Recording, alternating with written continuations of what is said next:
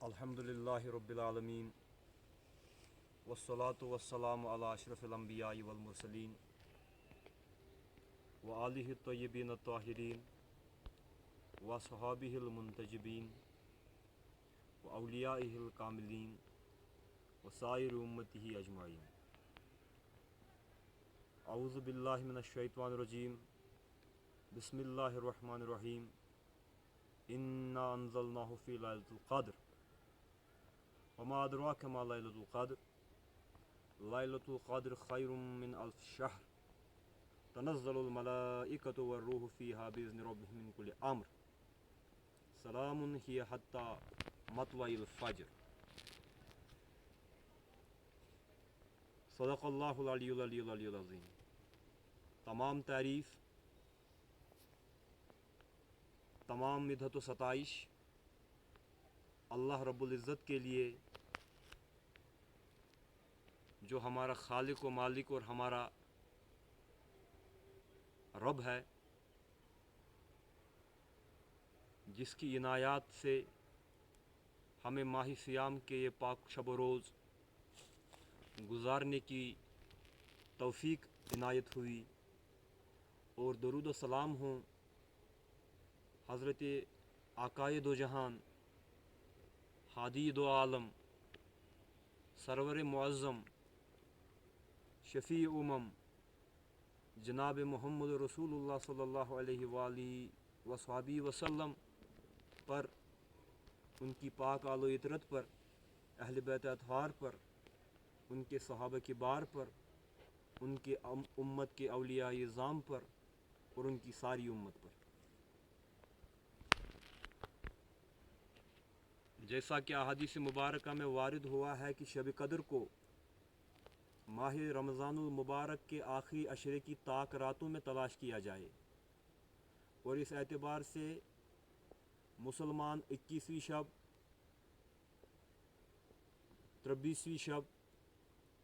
25ویں شب، 27ویں شب اور 29ویں شب کو ماہ صیام کے اس شب قدر کی تلاش کرتے ہیں، اور اس جستجو کو بپا کرنے کا مقصد یہ ہے، اور شب قدر کا مخصوص تعین مبہم رکھنے کا مطلب یہ ہے تاکہ لوگوں میں زیادہ سے زیادہ شب بیداری کی جو ہے عادت پڑ جائے، اور ماہ صیام کے بعد بھی سال کے 11 مہینوں کے لیے لوگوں میں ایک شب بیداری کا ایک رواج پیدا ہو۔ اس اعتبار سے یہ شب خیزی کے لیے یہ ماہ صیام کا آخری عشرہ یوں سمجھ لیجئے کہ ایک ٹریننگ کورس ہے، ٹریننگ پیریڈ ہے۔ ماہ صیام کی ان آخری عشرے کی طاق راتوں میں شب قدر کو جہاں امت مرحومہ تلاش کرتی ہے، وہیں اکثر 27ویں شب کو بالعموم زیادہ تر ہمارے کشمیر میں بھی اور کشمیر سے باہر بھی لوگ مساجد میں، خانقاہوں میں، زیارت گاہوں پہ اور تنہا فرادہ بھی شب قدر کا اہتمام کرتے ہیں، اور خاصتاً اس 27ویں شب میں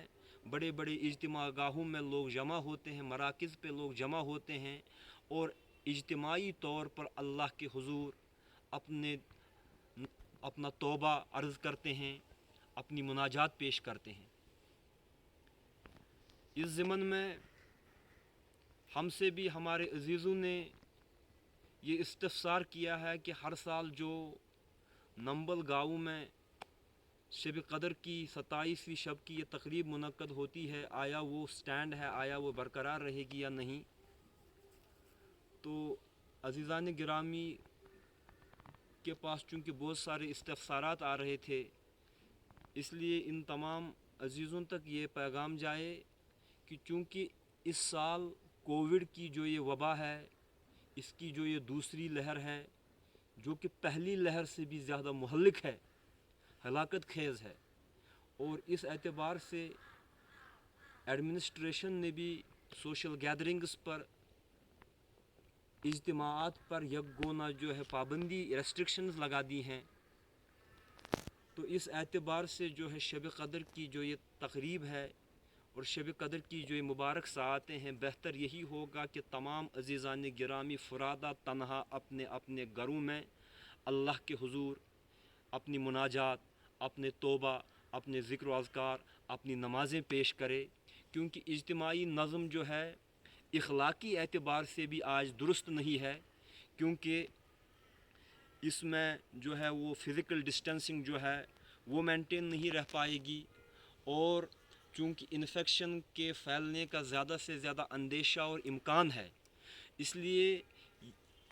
اگر پھر بھی لوگ بڑے بڑے اجتماعات کرتے ہیں تو وہ صرف اپنے آپ کو ہی جو ہے تکلیف میں مبتلا نہیں کرتے، بلکہ اپنے اہل و عیال کو بھی اور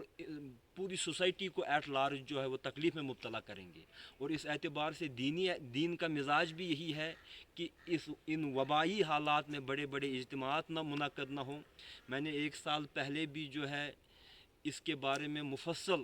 جو ہے کچھ عرضداشتیں پیش کی ہیں، اس وقت اس کا موقع نہیں ہے، لیکن یہ کہ فرادہ تنہا اپنی اپنی جگہ پر اللہ کے حضور جو ہے یہ شب قدر کی جو یہ متبرک رات ہے، اس میں اللہ کی عبادت کریں، اور خاصتاً اس اعتبار سے بھی آج اس شب قدر کی ہمارے لیے یہ اہمیت ہے کہ تمام عالمی دنیا، تمام عالمی انسانیت اس مہلک وبا میں مبتلا ہے، اور ہمارے کشمیر میں بھی اب گاؤں گاؤں کریا کریا جو ہے یہ کووڈ کی جو یہ لہر ہے یہ پھیل چکی ہے۔ آج شب قدر میں اللہ تبارک و تعالیٰ سے رو رو کے گڑ گڑا کر کے یہ دعا مانگیں کہ اے اللہ ہم کو، ہمارے اہل و عیال کو، عالمی اسلام کو اور جمیع عالمی اس انسانیت کو اس مہلک وبا سے نجات دے دے۔ جو اس وبا میں مبتلا ہیں اے اللہ ان کو جلد از جلد شفا یابی نصیب ہو، اور جو اس وبا سے لقمہ اجل بن چکے ہیں اللہ تبارک و تعالیٰ اگر مومن ہیں تو ان کی مغفرت فرمائے، اور تمام عالمی انسانیت کو اس سے محفوظ فرمائے، ہمارے چھوٹے بڑوں کو اس سے محفوظ فرمائے۔ اور جہاں تک شب قدر کا مسئلہ ہے تو شب قدر کی اہمیت تو اسی چیز سے عیاں ہے کہ خود پروردگار عالمین نے شب قدر کی مناقب کو قرآن مجید نے سورہ قدر کے ضمن میں جمع کر دیا ہے، اور فرمایا ہے انا انزلناہ فی لیلۃ القدر، ہم نے اس کو نازل کیا ہے، یعنی قرآن عظیم کو نازل کیا ہے شب قدر میں، لیلۃ القدر میں۔ اس کو شب قدر اس لیے بھی کہا جاتا ہے کیونکہ یہ طاقت کی قدرت، اللہ کی قدرت کے مظاہرے کی رات ہے، کہ اس میں سب سے پہلی وحی جو غار حرا میں جناب محمد رسول اللہ صلی اللہ علیہ وآلہ وسلم پر ناموس اکبر جبرائیل امین لے کر کے آئے، اور اللہ نے اپنی بے پایہ قدرتوں کا، حکمتوں کا جو ہے مظاہرہ فرمایا، اسی لیے اس کو طاقت کی رات، قدر کی رات کہا گیا ہے۔ قدر بمعنی قدرت، اس کو قدر کی رات یوں بھی کہتے ہیں کہ یہ تقدیر ساز رات ہے، یہ تقدیر ساز رات ہے، قدر کی رات ہے، یعنی اس میں تقدیر جو ہے انسان کی بنتی سنورتی ہے، جو جس کی بھی یہ شب قبول ہو اللہ تبارک و تعالی اس کی تقدیر سنوارتے ہیں۔ اس شب کو قدر اس لیے بھی کہا جاتا ہے، قدر کا معنی عربی میں ہے کہ ایک مقرر اندازہ، اس میں اللہ تبارک و تعالی اپنی حکمت اور ایک مقرر اندازے کے تئیں خلقت میں، عالم میں جو ہے اپنے فیضان کو، اپنی حکمتوں کو ہے بانٹتا چلا جاتا ہے، اور اس لیے بیدار رہنا تاکہ اللہ کا فیض میری جولی میں بھی ایک قطرہ یک گونا میری جولی میں بھی جولی پسار کر بیٹھوں، تاکہ میری جولی میں بھی اللہ کے فیضان میں سے ایک قطرہ میری جولی میں بھی مرحمت ہو۔ تو اس اعتبار سے بھی اس کو شب قدر کہا گیا ہے، اور اس کی فضیلت یہ ہے کہ اللہ تبارک و تعالیٰ فرماتے ہیں وما ادراک ما لیلۃ القدر، اور اے سننے والے آپ کو کس نے جنوایا، آپ کو کس نے ادراک کروایا کہ یہ شب قدر کیا ہے، یعنی اللہ نے آپ کو ادراک کروایا۔ لیلۃ القدر خیر من الف شہر، جو یہ شب قدر ہے، جو یہ لیلۃ القدر ہے، یہ 1000 مہینوں سے بھی خیر بہتر ہے۔ یہاں خداوند عالم نے یوں نہ فرمایا کہ لیلۃ القدر 1000 مہینوں کے برابر ہے، بلکہ یوں فرمایا گیا کہ لیلۃ القدر 1000 مہینوں سے بھی بہتر ہے، یعنی جو اس شب میں عبادت بجا لائے، جو اس شب میں اللہ کے حضور سرگوشی کرے، مناجات کرے، تو ایسا ہے جیسے کہ اس شب کی ایک آہ سحرگاہی، اس شب کی ایک آہ محبت وہ 1000 مہینوں کی عبادت پر بھی باری ہے۔ اس شب کا ایک ایک لمحہ باقی 1000 مہینوں کے لمحات پر باری ہے۔ تنزل الملائکۃ والروح، اس شب جو ہے ملائکہ اترتے ہیں، روح الامین ان کے سردار اترتے ہیں آبزرو کرنے کے لیے کہ اللہ کے بندے کیا کر رہے ہیں۔ اس شب میں باذن ربہم، اپنے رب کے اذن سے ہر ایک سلامتی کے امر کے ساتھ اترتے ہیں۔ سلام، اور یہ شب سلامتی ہے، مطلق سلامتی ہے، یہ حتیٰ مطلع الفجر، اور یہ سلامتی تب تک ہے جب تک کہ طلوع فجر نہ ہو۔ اور اس اعتبار سے چونکہ یہ سلامتی کی شب ہے، میری غرض و غایت صرف آپ سے ہم کلام ہونے کی یہ ہے، چونکہ یہ سلامتی کی شب ہے، اس میں آج پوری عالمی انسانیت کے لیے سلامتی کی دعا مانگی جائے،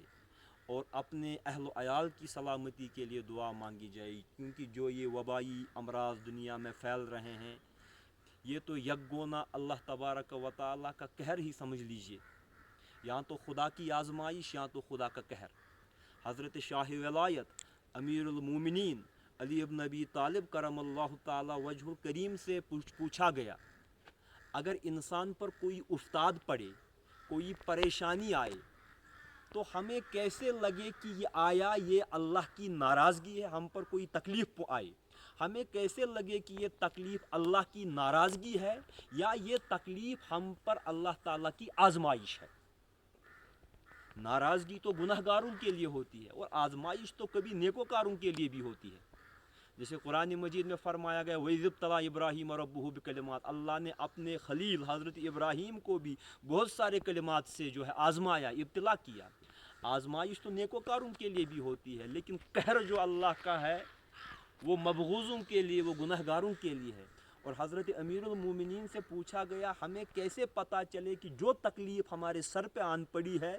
آیا وہ اللہ کا قہر ہے یا آیا وہ اللہ کی طرف سے آزمائش ہے؟ تو حضرت شاہ ولایت نے فرمایا کہ جو بھی تکلیف تجھے اللہ کی جانب راغب کرے،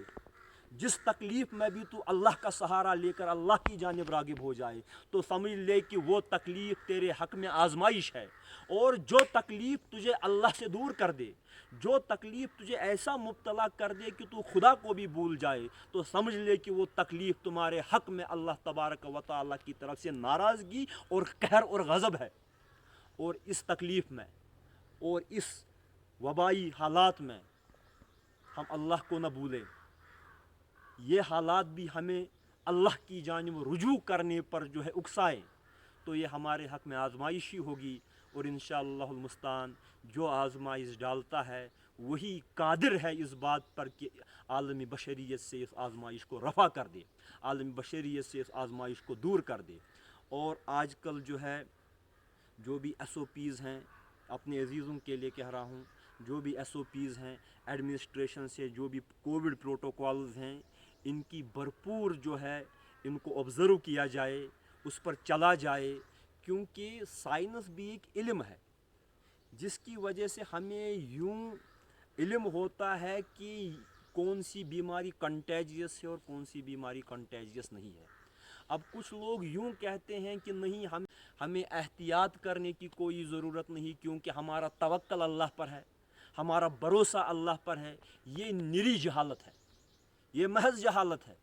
کیونکہ اللہ تبارک و تعالیٰ نے ہی عالم اسباب میں کچھ اسباب بنائے ہیں، کچھ اسباب بیماری کے پھیلنے کے اسباب ہیں، کچھ اسباب بیماری کو روکنے کے اسباب ہیں، اور وہ خود مسبب الاسباب ہے۔ اگر آپ ان بیماری کے اسباب سے بچتے نہیں ہیں اور اس کو توکل کا نام دیتے ہیں، تو کیا یہ نفاق نہیں ہے؟ جب آپ اپنے لیے کماتے ہیں، جب آپ کاروبار کرتے ہیں، تو اس وقت بھی آپ ہاتھ پر ہاتھ دھرے کیوں نہیں بیٹھتے اور یہ کہتے ہیں کہ ہمارا توکل خدا پر ہے، ہم کوئی کام کاج نہیں کریں گے، ہم مزدوری نہیں کریں گے، ہم نوکری نہیں کریں گے، ہمیں آسمان سے ہی جو ہے ہمارے لیے غذا اترے گی، کھانا اترے گی، تو اس وقت آپ یہ توکل کیوں نہیں کرتے؟ تو گویا توکل کا معاملہ تو اس وقت بھی ہونا چاہیے. اس کا مطلب یہ ہے کہ یہ محض جہالت ہے. جو بھی علوم انسانی ذہن کی وجہ سے جو ہے پروان چڑھے ہیں، اسلام نے ان علوم کی قدر کی ہے، اور اس اعتبار سے احتیاطی تدابیر اپنائی جائیں. اور جو آج کی یہ شب قدر ہے، اس میں گڑ گڑا کر رو رو کر اللہ کے حضور دعائیں مانگی جائیں. ایک تو اپنی مغفرت کے لیے، تمام عالم اسلام کی مغفرت کے لیے، اور خاصتاً تمام عالم جہان کو اللہ تبارک و تعالی اس پینڈمک سے شفا دے. اور آخری بات یہ کہ احادیث مبارکہ میں فرمایا گیا ہے، جناب رسول اکرم صلی اللہ علیہ وآلہ وسلم نے فرمایا، من قام لیلۃ القدر ایمانا و احتسابا غفر له ما تقدم له من ذنبه. جس نے شب قدر کی شب کو ایمان کی حالت میں اور اپنا احتساب کرتے ہوئے اس شب کو گزار، اپنے گناہوں پر نادم ہو کر کے اس شب کو گزارا، اور اللہ کے حضور گڑ گڑا کر رو رو کر دعائیں مانگی، تو اس کی تمام پچھلی گناہوں کو اللہ تبارک و تعالی معاف فرما دیتا ہے. ہم بھی اللہ تعالیٰ سے دعا گو ہیں، چونکہ اس شب مل نہیں سکتے، اجتماع ہو نہیں سکتا، تو ہم بھی اللہ تبارک و تعالیٰ سے دعا گو ہیں. آپ جہاں جہاں پر بھی ہوں، اللہ تعالیٰ آپ کو، آپ کے اہل و عیال کو بحفاظت رکھے. ہم بھی جہاں پر تنہا بیٹھے ہیں، گیدرنگ سے ہٹ کر کے بیٹھے ہیں، تو ہم کو بھی اللہ تبارک و تعالیٰ جو ہے اس وبا سے ہمارے اہل و عیال کی بھی حفاظت فرمائے. جو افتادہ ہیں ان کی دستگیری فرمائے، جو پریشان ہیں ان کو خوشی عطا فرمائے. وصلی اللہ تعالیٰ علی خیر خلقہ محمد وآلہ واصحابہ وازواجہ وذریاتہ واہل بیتہ وعترتہ اجمعین. والصلاۃ والسلام علیک یا سیدی یا رسول اللہ. السلام علیکم ورحمۃ اللہ.